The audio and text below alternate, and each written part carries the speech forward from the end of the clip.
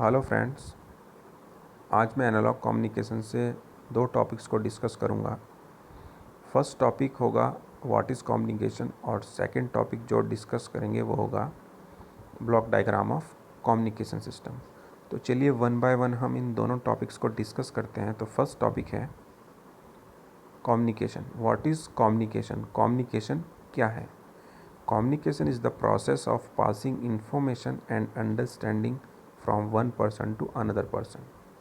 In simple words, it is a process of transmitting and sharing ideas, opinions, facts, values, etc. from one person to another person or one organization to another organization. मतलब communication क्या है? Communication एक process है जिसकी help से या जिसके through हम किन्हीं भी दो पर्सन या किन्हीं दो ऑर्गेनाइजेशंस के बीच में इंफॉर्मेशन को एक्सचेंज या फिर ट्रांसफ़र करवा सकते हैं। सिंपल वर्ड में अगर हम इसको डिफाइन करना चाहें तो communication is the process in which we can transfer और exchange any information between two points. यानी कि कम्युनिकेशन क्या है? एक प्रोसेस है जिसके थ्रू या जिसकी हेल्प से हम किन्हीं भी दो पॉइंट के बीच में किसी भी इन्फॉर्मेशन को एक्सचेंज या फिर ट्रांसफ़र कर सकते हैं। जैसा कि हम इस एग्जांपल में भी देख रहे हैं जो फिगर में गिवन है, यहाँ पर हमने दो पॉइंट को कंसिडर किया हुआ है। एक पॉइंट को हमने एज अ सेंडर लिया हुआ है और दूसरे पॉइंट को हमने एज अ रिसीवर लिया हुआ है। सेंडर क्या कर रहा है? एक इन्फॉर्मेशन को ट्रांसफ़र कर रहा है रिसीवर को ताकि वो उसके साथ कम्युनिकेट कर सके, और यही प्रोसेस क्या कहलाती है? आपकी कम्युनिकेशन प्रोसेस कहलाती है, जिसकी हेल्प से हम एक दूसरे के साथ ईज़िली कम्युनिकेट कर पाते हैं। इन्फॉर्मेशन कुछ भी हो सकती है, ऑडियो, वीडियो, टेक्स्ट और कोई इमेज। तो आई होप आपको ये टॉपिक काफ़ी हद तक क्लियर हुआ होगा कि कम्युनिकेशन क्या होता है। चलिए अब हम नेक्स्ट टॉपिक स्टार्ट करते हैं जो कि है block diagram of communication system. इस ब्लॉक डायग्राम को एक्सप्लेन करने से पहले मैं आपको एक चीज़ समझाना चाहता हूँ ताकि आपको ये आइडिया हो जाए कि हम कम्युनिकेशन सिस्टम का यूज़ क्यों करते हैं। इसको समझने के लिए हम एक एग्ज़ाम्पल लेते हैं और इस एग्ज़ाम्पल में हम दो कंडीशन को कंसिडर करके चलते हैं। पहली कंडीशन में हम मानते हैं कि दो पर्सन हैं और उनके बीच की डिस्टेंस बहुत शॉर्ट है। फॉर एग्ज़ाम्पल उनके बीच की डिस्टेंस अराउंड 50 to 100 मीटर है। इस कंडीशन में अगर ये दोनों पर्सन एक दूसरे के साथ थ्रू वॉइस कम्युनिकेट करना चाहें तो डायरेक्टली ईजिली कम्युनिकेट कर सकते हैं। अब हम दूसरी कंडीशन लेते हैं। दूसरी कंडीशन में हम मानते हैं इन दोनों पर्सन के बीच की डिस्टेंस बहुत ज़्यादा है। फॉर एग्ज़ाम्पल इन दोनों पर्सन के बीच की डिस्टेंस 100 to 1000 किलोमीटर है। अब ये पॉसिबल नहीं है कि दोनों पर्सन एक दूसरे के साथ थ्रू वॉइस डायरेक्टली कम्युनिकेट कर सकें। इसका रीज़न क्या है? क्योंकि जो हमारा वॉइस सिग्नल होता है उसकी फ्रीक्वेंसी बहुत लो होती है और वो लॉन्ग डिस्टेंस के लिए ट्रैवल नहीं कर सकता है। तो इस कंडीशन में अगर हमें इन दोनों पर्सन को कम्युनिकेट कराना है तो हमें एक मीडियम या फिर इंटरमीडिएट स्टेज की रिक्वायरमेंट होती है। वो मीडियम या इंटरमीडिएट स्टेज क्या कहलाता है? कम्युनिकेशन सिस्टम कहलाता है। तो इस कम्युनिकेशन सिस्टम का यूज़ करके हम इन दोनों पर्सन को जो कि एक दूसरे से बहुत ज़्यादा डिस्टेंस पर हैं ईज़िली कम्युनिकेट करा सकते हैं। अब नेक्स्ट क्वेश्चन ये है कि कम्युनिकेशन सिस्टम डिज़ाइन कैसे होता है? देखो, किसी भी कम्युनिकेशन सिस्टम को डिज़ाइन करने के लिए हमें डिफरेंट एलिमेंट्स की रिक्वायरमेंट होती है। वो डिफरेंट एलिमेंट कौन कौन से होते हैं आप इस ब्लॉक डायग्राम में भी देख सकते हैं, और इसके लिए मैंने एक लिस्ट भी बनाई है जो कि आप इसमें भी देख सकते हैं। वो एलिमेंट्स हैं information source, transducer, transmitter, channel and noise, receiver and destination. जब हम इन एलिमेंट्स को एक अरेंजिंग ऑर्डर में लगाते हैं या प्लेस करते हैं तो एक सिस्टम बिल्डअप होता है। वो सिस्टम क्या कहलाता है? Communication system. और ये कम्युनिकेशन सिस्टम हमारी क्या हेल्प करता है? लॉन्ग डिस्टेंस पर किन्हीं भी दो पर्सन या किन्हीं दो ऑर्गेनाइजेशन को कम्युनिकेट कराने का। तो चलिए अब हम one by one in elements को डिस्कस करते हैं और समझते हैं कि इन एलिमेंट्स का कम्युनिकेशन सिस्टम में क्या रोल है। तो फर्स्ट जो ब्लॉक है ब्लॉक डायग्राम में वो है information source. The main function of information source is to produce required message which has to be transmitted. In other words, a communication system used to communicate a message or information. This information originates in the information source. मतलब information source का काम होता है किसी information या फिर message signal को generate करना, जो इंफॉर्मेशन या मैसेज हम ट्रांसमिट करना चाह रहे हैं। दूसरे शब्दों में अगर हम समझें कि किसी भी कम्युनिकेशन सिस्टम को कम्युनिकेट करने के लिए किसी इंफॉर्मेशन या मैसेज की रिक्वायरमेंट होती है, वो इंफॉर्मेशन या मैसेज हमें कहाँ से मिलता है? इंफॉर्मेशन सोर्स से मिलता है। तो इंफॉर्मेशन सोर्स क्या कर रहा है? इंफॉर्मेशन या मैसेज को जनरेट कर रहा है। नेक्स्ट ब्लॉक जो है ब्लॉक डायग्राम में वो है input transducer. A transducer is a device which converts energy signal into electrical signal. For example, in case of radio broadcasting, a microphone converts the information or message signal which is in the form of sound wave into electrical signal. तो input transducer का क्या काम हुआ? Input transducer एक ऐसी device है जो कि एनर्जी सिग्नल को इलेक्ट्रिकल सिग्नल में कन्वर्ट करती है। इसके लिए हमने एक एग्जांपल लिया हुआ है। अगर हम रेडियो ब्रॉडकास्टिंग का केस लें तो रेडियो ब्रॉडकास्टिंग के केस में माइक्रोफोन क्या है? एक इनपुट ट्रांसड्यूसर है जो क्या कर रहा है? साउंड वेव को इलेक्ट्रिकल सिग्नल में कन्वर्ट कर रहा है। इस इलेक्ट्रिकल सिग्नल को हम ताकि ईजिली ब्रॉडकास्ट कर सकें।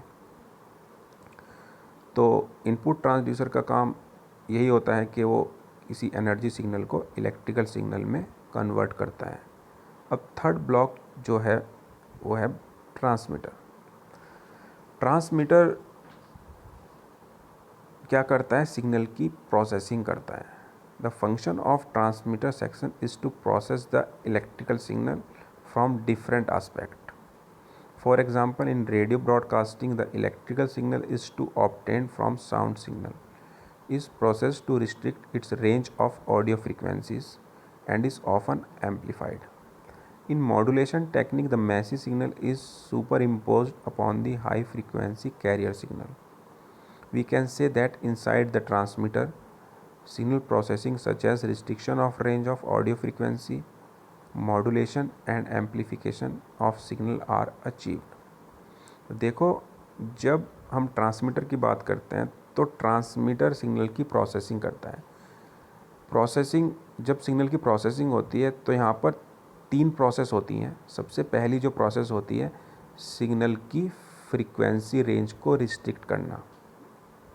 इसके लिए अगर हम एक रेडियो ब्रॉडकास्टिंग का एग्जांपल लें तो रेडियो ब्रॉडकास्टिंग में अगर हम किसी सिग्नल को through amplitude modulation radio broadcast कर रहे हैं तो उसके लिए जो स्टैंडर्ड फ्रीक्वेंसी है वो है 5 किलोहर्ट्ज़।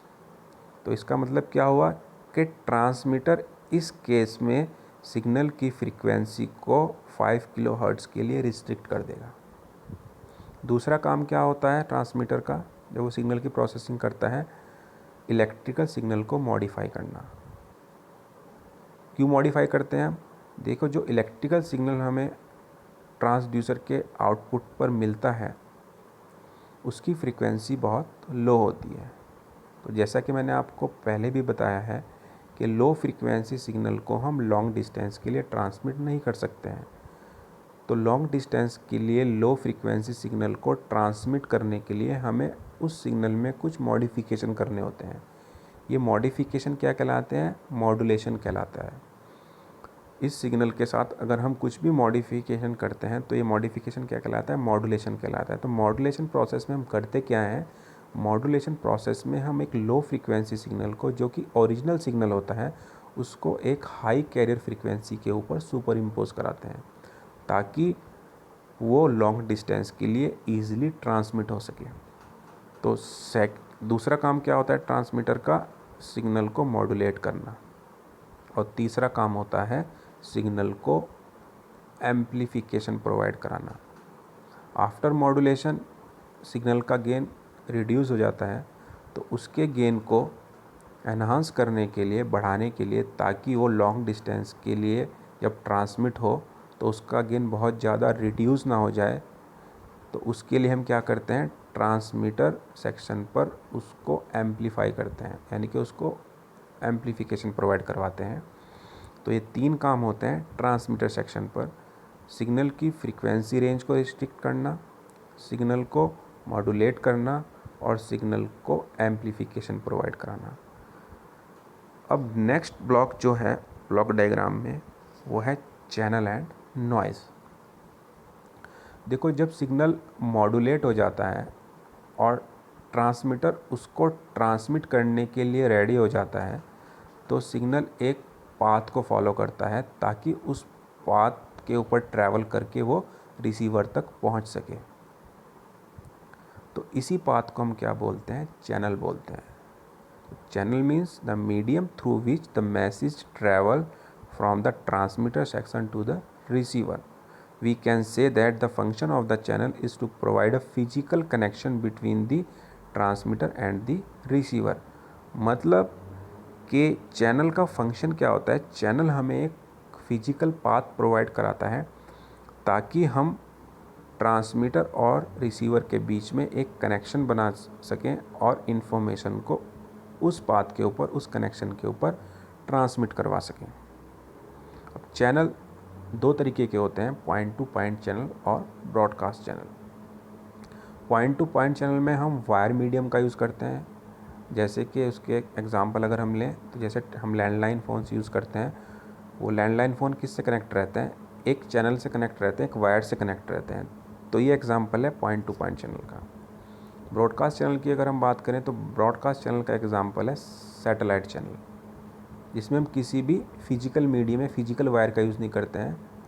ठीक है, तो ब्रॉडकास्ट चैनल का एग्जांपल हुआ सैटेलाइट चैनल। और भी बहुत तरह के चैनल्स होते हैं, अभी हमें इसको डेप्थ में नहीं डिस्कस करना है चैनल्स को, बस आपको ये आइडिया हो जाना चाहिए कि जब हम चैनल्स की बात करते हैं तो चैनल 2 तरीके के हो सकते हैं, वायर्ड चैनल और वायरलेस चैनल, यानी कि पॉइंट टू पॉइंट चैनल्स और ब्रॉडकास्ट चैनल। अब देखो, जब कोई सिग्नल ट्रांसमिट होता है पाथ पर तो चांसेस होते हैं कि उसके साथ नॉइज़ ऐड हो जाए। तो नॉइज़ ऐड कहाँ पर होती है, जब signal transmitter to receiver channel पर ट्रैवल करता है, ट्रांसमिट होता है। जब ये चैनल पर सिग्नल ट्रांसमिट हो रहा है और इसके साथ कोई नॉइज़ ऐड हो रही है, तो ये क्या करती है, सिग्नल को डिस्टॉर्ट कर देती है, सिग्नल की शेप को बिगाड़ देती है। तो रिसीविंग एंड पर हमें कैसा सिग्नल रिसीव होता है, डिस्टॉर्टेड सिग्नल रिसीव होता है। तो चलिए अब हम नेक्स्ट ब्लॉक की बात करते हैं, receiver. The main function of the receiver is to reproduce the message signal which is distorted in electrical form. This reproduction of the original signal is obtained by a process known as the demodulation or detection. Demodulation is the reverse process of modulation in transmitter। तो receiver का क्या काम हुआ, receiver का काम ये होता है कि रिसीवर डिस्टॉर्टेड इलेक्ट्रिकल सिग्नल को रिसीव करता है और उसको रिप्रोड्यूस करता है by the help of demodulation process. Demodulation process just reverse process होती है मॉड्यूलेशन के, जो कि हमने ट्रांसमीटर पर की थी। तो आफ्टर डीमॉड्यूलेशन हमें क्या मिल जाता है, एक इलेक्ट्रिकल सिग्नल मिल जाता है। तो ये काम होता है रिसीवर का। लास्ट ब्लॉक है डेस्टिनेशन। यहाँ पर हम क्या करते हैं, एक आउटपुट ट्रांसड्यूसर का यूज़ करते हैं। यहाँ पर भी ट्रांसड्यूसर का क्या काम है, इलेक्ट्रिकल सिग्नल को एनर्जी सिग्नल में कन्वर्ट करना। The last stage and final stage is destination, which is used to convert an electrical signal into the original form. For example, in radio broadcasting, the destination is a loudspeaker which work as a transducer, that is converts the electrical signal into the form of original sound signal। मतलब अगर यहाँ पर हम example से समझें कि radio broadcasting में जब कोई सिग्नल अपनी डेस्टिनेशन पर पहुंच जाता है तो वो कहाँ जाता है, लाउड स्पीकर पर। और जो सिग्नल लाउड स्पीकर को रिसीव हुआ है वो कैसा होता है, इलेक्ट्रिकल सिग्नल। और लाउड स्पीकर के आउटपुट पर हमें क्या मिलता है, साउंड सिग्नल मिलता है। तो यहाँ पर लाउड स्पीकर क्या कर रहा है, एज अ आउटपुट ट्रांसड्यूसर की तरह वर्क कर रहा है, जो कि इलेक्ट्रिकल सिग्नल को साउंड सिग्नल में कन्वर्ट कर रहा है। तो आई होप आपको ये कम्युनिकेशन सिस्टम ब्लॉक डायग्राम अच्छे से समझ में आया हो। अगर तब भी आपके कोई डाउट्स हैं या कुछ क्वेरी है तो आप मुझे कमेंट सेक्शन में जाके बता सकते हैं। Thank you so much.